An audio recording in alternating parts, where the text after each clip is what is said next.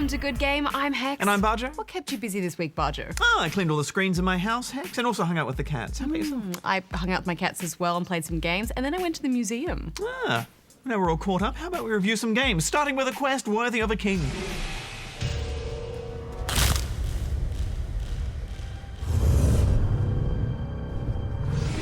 Also this week, it's fighting furry creatures in a new platformer. And we click our way through an action RPG that was in early access and actually came out and is good. What? I know.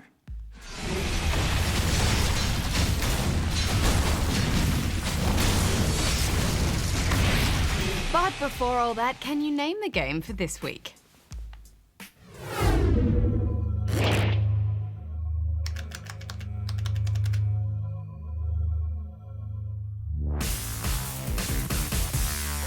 There is absolutely no doubt that the original King's Quest franchise is responsible for being the gateway into many gamers' lifelong love affair with video games.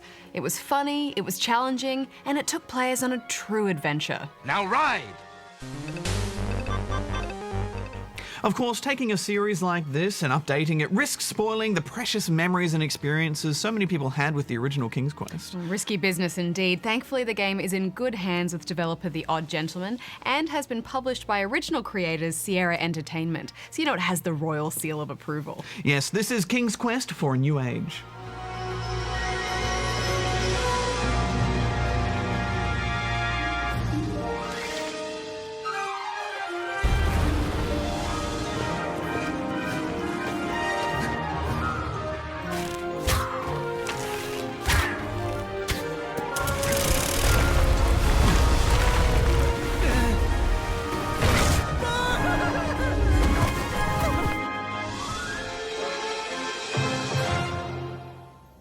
This isn't a sequel, but rather a reboot or reimagining of the King's Quest series. The older games will be considered part of the canon of this new version, but there is some poetic license being taken here and there. The game is being released in 5 chapters, and this is the first installment, A Night to Remember. In this tale, our hero Graham is embarking on his quest to become a knight.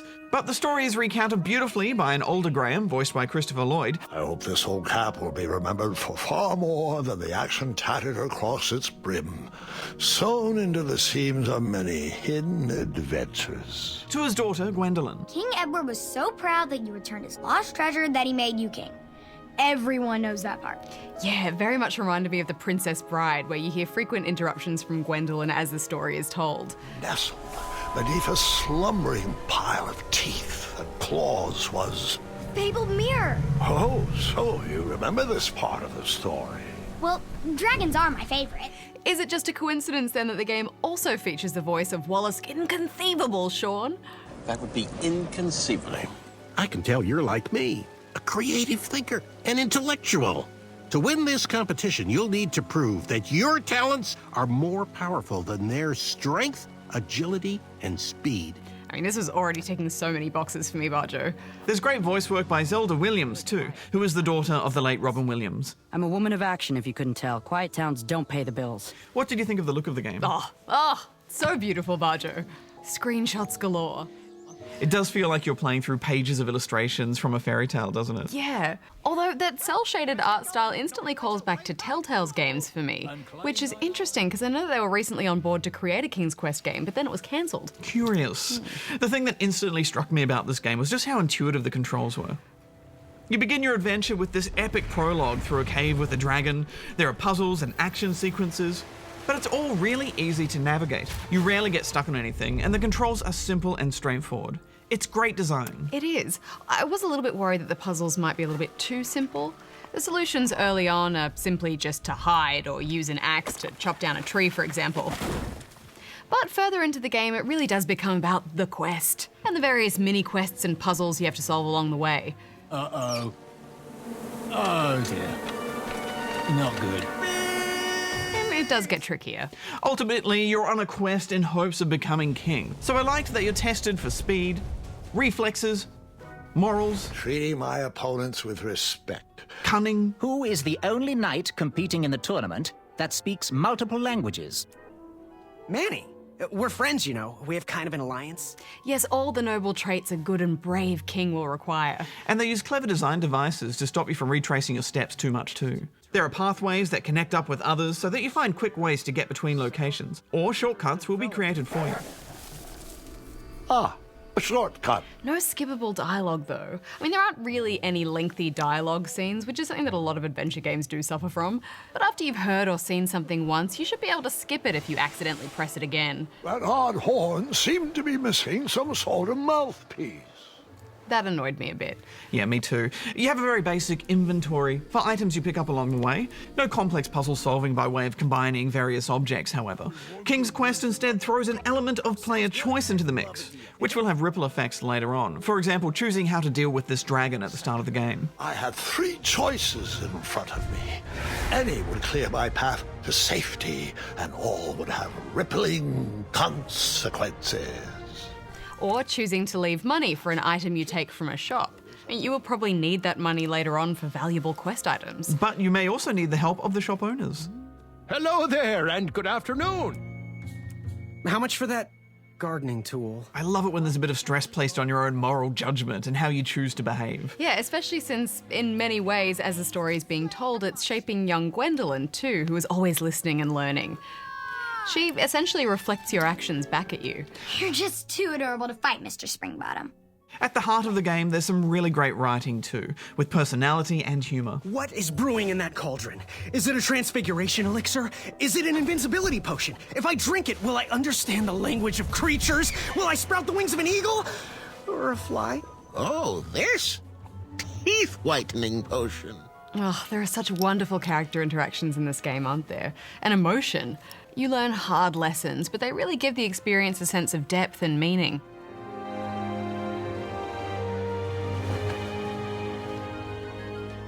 I love how it embraces traditional fantasy, but still keeps that sense of whimsy that made the original so popular, and slapstick.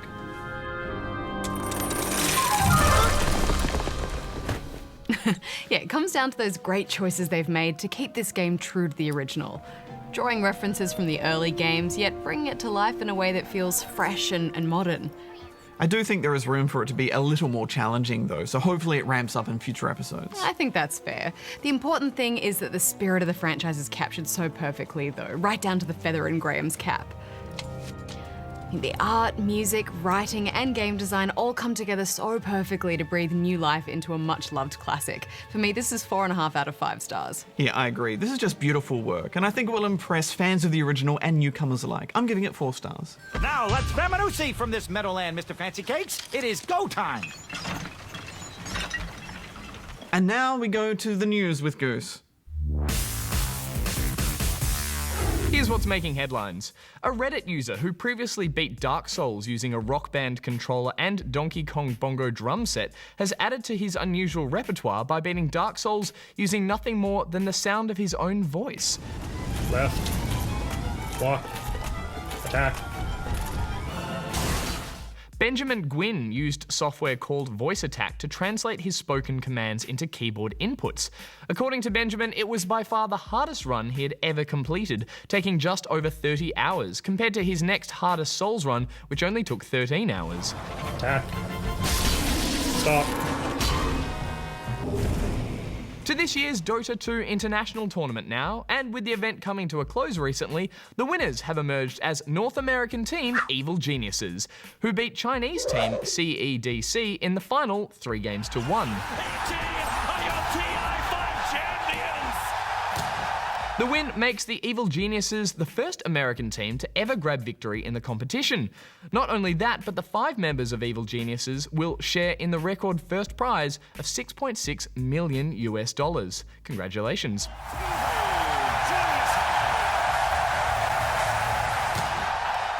The recent announcement from League of Legends publisher Riot Games to move their North American servers from Portland on the west coast of America to Chicago closer to the east has angered some gamers.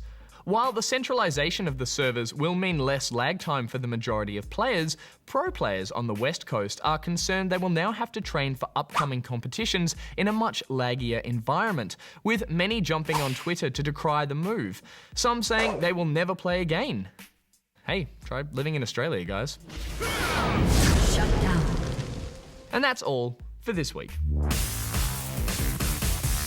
Thanks, Goose. Hex, are you ready to get feisty? Sure. Let's do it.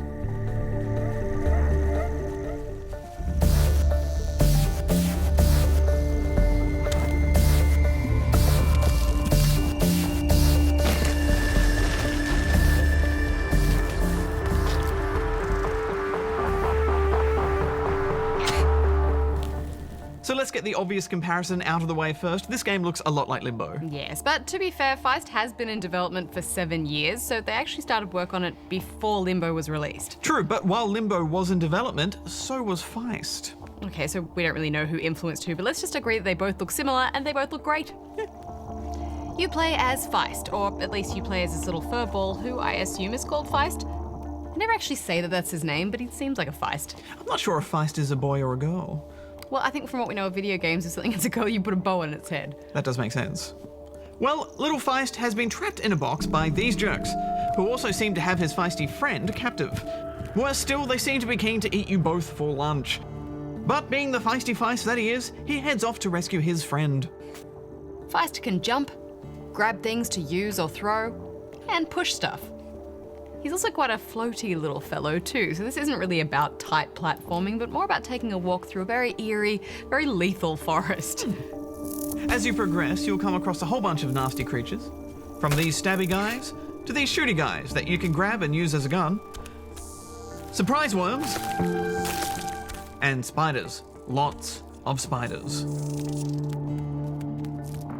You'll sometimes find stuff to throw at them or sticks to hit them with, which will break when you do. But it's always satisfying to give them a good whack and keep going on your way. Occasionally, you'll stumble across traps that will insta-kill you if you're not careful. But if you are careful, then you can actually use them to take down enemies. I wouldn't say this is a puzzle game, but there are a few times when you'll have to figure out how to get through a blocked path. Although the answer usually just involves jumping up into a tree.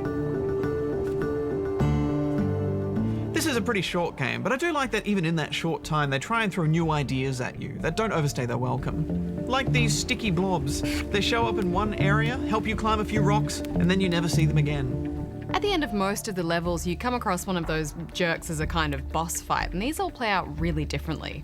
Yes, the boss fights. Hex, this is the point where I went from thinking, okay, this is a pretty cool little game, to, no, this is stupid and I do not care for it. It's been in development for 7 years. I would have thought at some point they would have play-tested these sections and thought, these aren't fun. It's a massive difficulty spike for sure, but they must have wanted it to play that way. But why? They're so frustrating.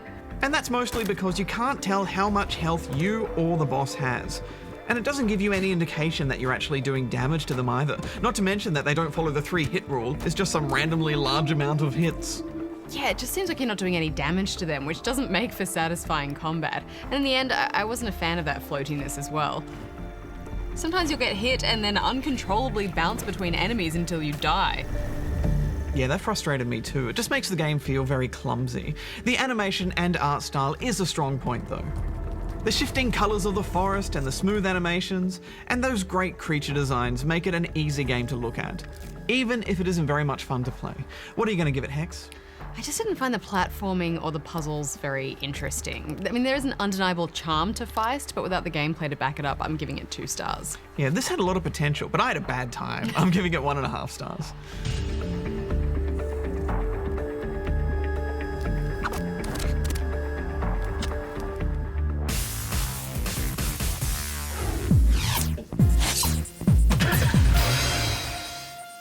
Growing up, I saw a number of games come along that, in their own special way, transcended their creator's ambition and transformed into cult classics. And one of these was the DOS dogfighter, Sopwith. Behold it in all its majesty!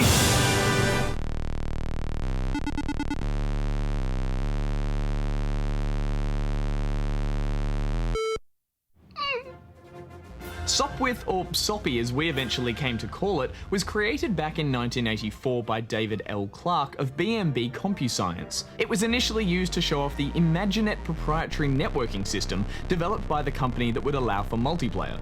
Unfortunately, that tech was a bit of a dud. However, it was the single-player campaign that was subsequently far more popular, and it led to a quick-fire sequel, Sopwith 2, which is what I played. In it, you navigated an old Sopwith biplane along a 2D side-scrolling level with the goal of destroying all the enemy structures by either dropping bombs or using your front-facing guns.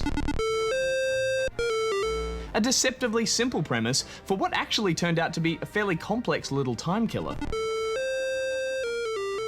While many primitive DOS games focused on one, maybe two mechanics to create their gameplay, Sopwith juggled a whole bunch of different factors at once that kept my friends and I hooked on this little gem for more than a few years.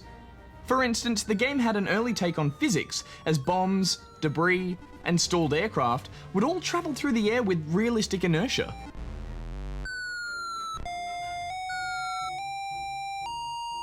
Flocks of birds could be startled, sending deadly pixelated pigeons all over the screen. There was a cow on the runway you could shoot. Buildings could fire back at you, making long-range bomb attacks the less risky option, but still super difficult to pull off. You even had the ability to flip your plane with the press of a button and invert your controls. This would allow for some quick maneuvering, if your brain could keep up with it all.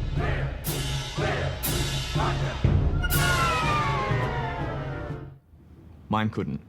But what made all these mechanics gel together was the addition of an enemy AI opponent that seriously increased the game's difficulty, but also the excitement. I was writing checks my body couldn't cash, and I was doing it all in a purple pixelated biplane of destruction.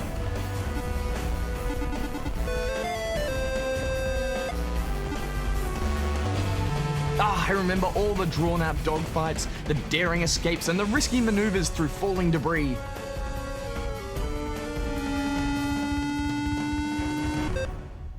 Actually, to be fair, this extreme level of nostalgia might have something to do with the fact that this game was one of the first to infiltrate my school's computer network.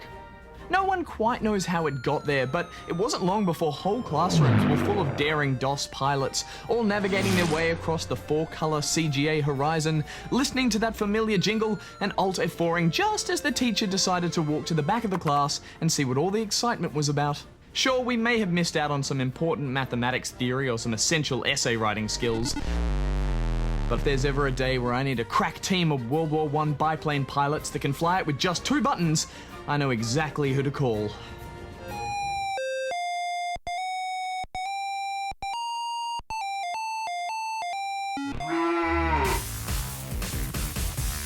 Thanks, Goose.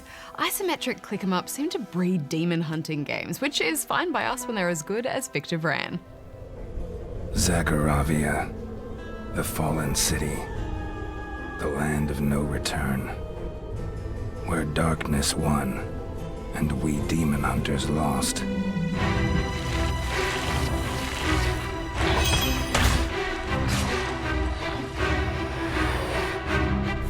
She asks them to do the impossible.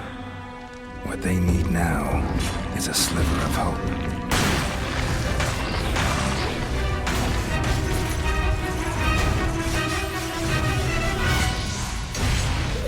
The city of Zakharavia has fallen to demons, but Victor Vran is no ordinary demon hunter. This game is brought to us by Hammermint Games, a Bulgarian developer. They've been around since the late 90s and brought us the last few Tropico games. This is their first try at an action RPG, but they come off as veterans of the genre, don't they? It's very slick, isn't it? Victor Vran has a lot going for it in terms of overall design and gameplay mechanics. For example, it lets you move the camera. Ah, so good. Yes, and such a rare thing for click-em-ups, which usually lock your perspective on the world. Bajo, now that I've had camera control, I cannot go back. Me either. It's just nice to be able to readjust when you want a better angle on what you're fighting. And there's great technology which hides whatever's in the foreground as you move the camera around. It really frees up how you play this kind of game. Also, Hex, you can jump. What? In a click-em-up. Up and down. Amazing. Once again, something that doesn't seem like a big deal, but it really is. I kept forgetting I could do it. I was in this hedge maze for ages and I couldn't figure out how to get out of it, and then there were these spiders in there that I couldn't quite hit, and then, oh yeah, I could just jump over the fence.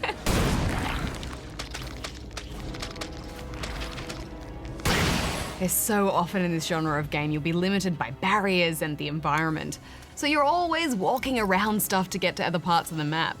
This was a welcome change. Yes, and on top of that, Victor can also wall jump. It's also how you find many of the game's secret areas, which are quite fun to hunt down. And you can do all this with a keyboard or controller, and both work perfectly. Of course, what makes a game like this is the monster smashing and the loot grabbing, and there is plenty of both. Victor's main abilities are based on whatever weapon you have equipped. Swords are good for one-on-one fights. Hammers are slow and pack a heavy punch. Shotguns are great at range. Electricity guns are powerful, but also tend to damage you. So each weapon is often better for different situations. Yes, when you're faced with multiple enemies, however, nothing beats the mortar.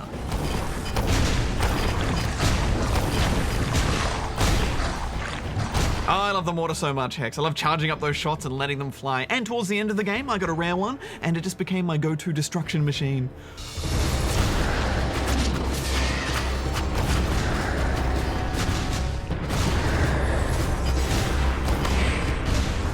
So satisfying. And brutal. It is spectacular and everything's just going off at once.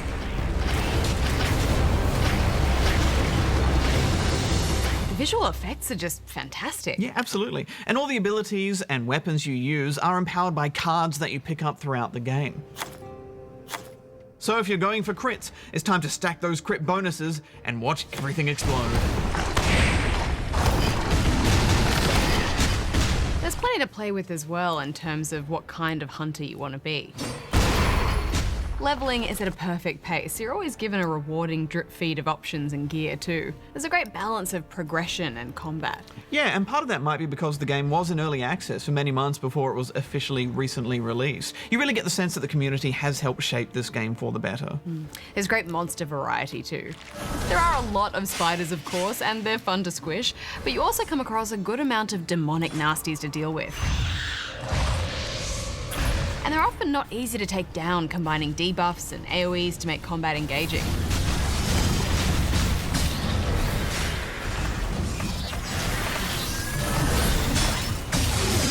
You are always moving, especially in boss fights, which are often multi-stage.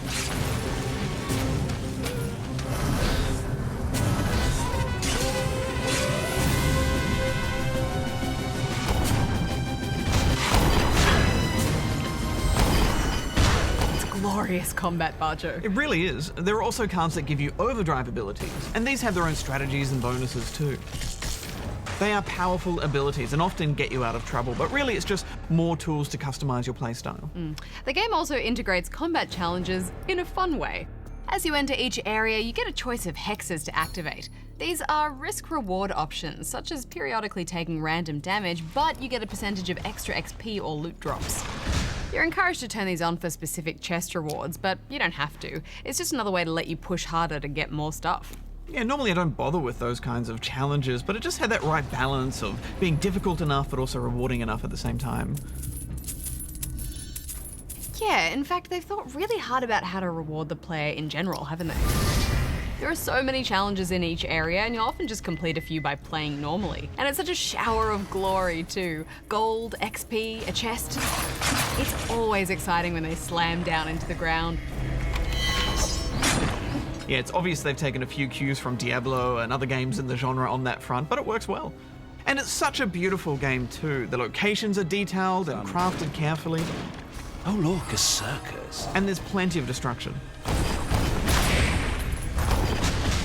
The character art is also quite striking, isn't it? Praise heavens. Welcome to Zagoravia, Hunter. I've heard of him, but we never crossed paths. Yeah, they're really cool, and the voice acting is perfect. My own kin forgot my words and the purpose given to them. The story is told through a few simple 2D cutscenes. There was a prosperous kingdom. Its citizens enjoyed a life of wealth, luxury, and knowledge. But mostly you'll follow the plot through voiceover from the tortured soul of Victor himself. Not the stale, dry smell of a tomb. No, this is another all too familiar smell. And a strange voice that fills his head as he wanders about. Oh, that's so sweet. It's just enough to follow what's going on, and there's even a few twists and turns to keep things interesting. There's something about that voice. Something I can't quite place. The game has a decent length too, of around 13 hours for the main campaign. Hex, I think the reason why this little independent game is so engaging is that they've managed to drill down on the most important features of this genre. The combat's always fun, you're just always progressing and leveling up, there's always more gear to try, and you're always being given things for doing things. It's that focus on reward for hard work. Yeah, and that's no easy task. In fact, what I like most about this game, Bajo, is that everything just makes sense visually. From debuffs to enemy and damage types to simple user interface menus, it's always easy to understand what's going on with clear on-screen indicators, even in the middle of a hectic fight. Yeah, you're never left wondering what's going on here. Which I think we especially notice coming from the complicated and somewhat confusing systems behind the incredible adventures of Van Helsing 3, which we reviewed not too long ago. And they've also added co-op multiplayer, which is functional and lag-free and works well.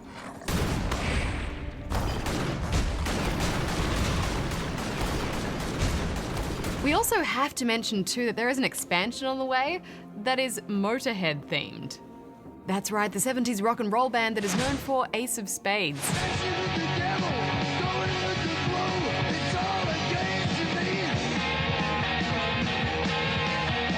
I read online that it will be heavily inspired by the band's history, lyrics, and general attitude. What is the general attitude of Motorhead? I don't know, but I want to know. Hex, I love this game. I'm giving it 4.5 stars. It's 4 from me. You know, I used to be a hunter like you, until I took an arrow to the knee.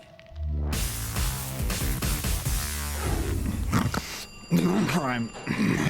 Bajo! Hex! My office now!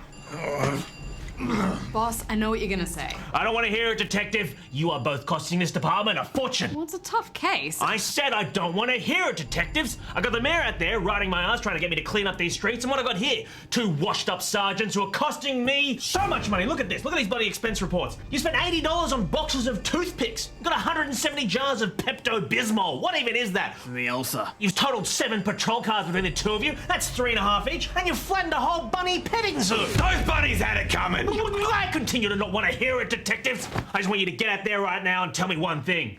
Can you name the game for this week?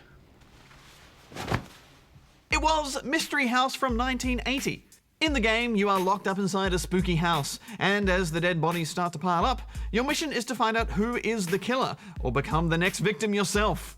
And it's unnamed the game as it was developed and published by Online Systems, who later became known as Sierra, who published this week's King's Quest.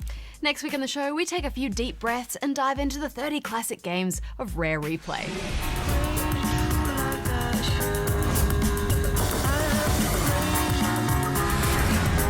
And if you live in Sydney, just a reminder that Hex, Goose and I will be on stage September 5th at the Enmore Theatre for Good Game Live. Yes, and we've been getting lots of questions about when we'll be streaming it or when it'll be on air. Well, this is a 100% live show, so if you want to see Good Game Live, you're going to have to come and see us in person. Yes, in the flesh, and it's only a few weeks away. But until next week, Bajo out. Hex out. I think we could bring our cats to Good Game Live. That would be an interesting show, wouldn't it? For us. Probably for no one else.